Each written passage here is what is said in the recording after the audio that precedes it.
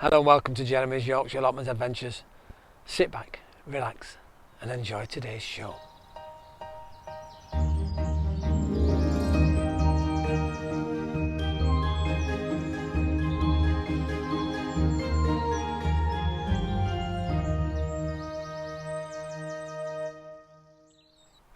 Well, here I am next to my compost heap and I'm utilising this beautiful rich organic matter that I've produced here on the allotment. It's slowly going down, so this next season I've had to top it all up with all the waste products from here and from the home. Join me now at a different area as I show you why I'm using my compost. And there we go, I'm utilising the compost from my compost heap inside the new growing frame. This is going to be covered in large mesh so that the bees and all the good pollinators can get in here and pollinate the plants that I need pollinating. So that's really brilliant.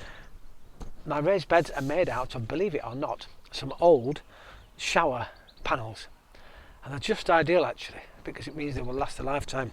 So that's brilliant. Now on the edges of these I'm going to try this slug barrier, and all it is a copper tape. It's got serrated edges and that'll run along the top of these in the hope of stopping the slugs. Obviously if there's slugs in this material I'll have to try and capture them, and the way of doing that is I'm going to use the wool matting that I got, cut it into squares and put it around the base of my cauliflowers so that hopefully the slugs can't get to them, and well, fingers crossed they'll grow really well. Also in here I'm having lettuce and I'm going to put some tomatoes in, and maybe the sprouts will go all down this side, and the same with those. I'll put the matting around the bottoms to protect the sprouts from any of the slugs that are in this area. I know Steve in Derbyshire, and thanks for your message, Steve. I'm using the lamb's wool matting. He's bought some copper matting, and it's a little bit like a netting, and you put the same idea, put it straight down, and hopefully it'll prevent the slugs from climbing all over it. They don't like it, it's the feeling, the texture of it all. So as I said, this is really beautiful organic matter. It's going to have some real good nutrients for the cauliflowers and the sprouts. I'm looking forward to seeing the sprouts because they're purple, and I don't know until they come up exactly how purple they're going to be. Well, while the sun's out again, I've just come away from the growing frame, and I'll finish that later on.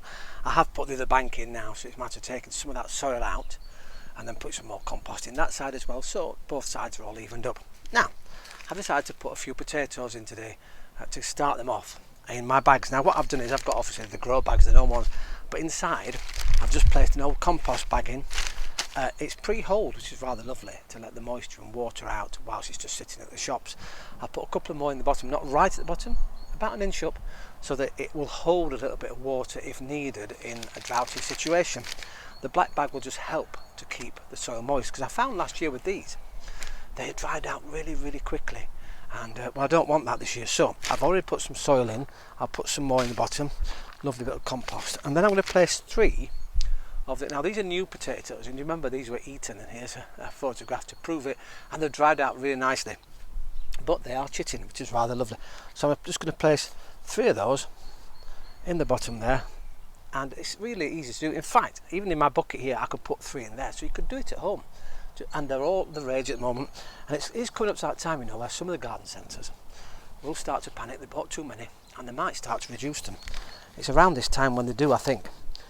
But if not, a couple of pounds for a bag of what I think I got 6, 7, 8, 9 potatoes, and you're going to get quite a few potatoes out of this, especially new potatoes. They seem to, for me, crop better than the larger ones. Now I'm just going to take a few handfuls of soil, and what happens is it just goes above the top of your potatoes, and it's as simple and easy as that. That's how you grow your own potatoes at home. I say it doesn't have to be in a posh bag like this that cost a fortune. You can use buckets. You can actually just use the bag from the compost. You don't need anything. I'll put it inside this because it will hold it in a better shape, and then I can put this wherever I want in the gardens. I've got a little bit of space actually in my growing frame. I might put it in there, and then of course again they're protected from anything that might try and well, attack them, get them. But these also can go to flower, and the bumblebees love that as well. Funny enough, I've had my bee around me all morning. I think he must know I'm filming, but he doesn't want to be on. So well, once again, Thank you very much for watching Jeremy's Yorkshire Allotment Adventures. I hope you've got the weather as we've got the weather. Although I do know we've got people all around the world now, so you're probably experiencing different seasons and climates. Please let us know. We're always fascinating to see what people are growing elsewhere in the world. So once again, thanks for watching, and I'll see you very shortly here on Jeremy's Yorkshire Allotment Adventures.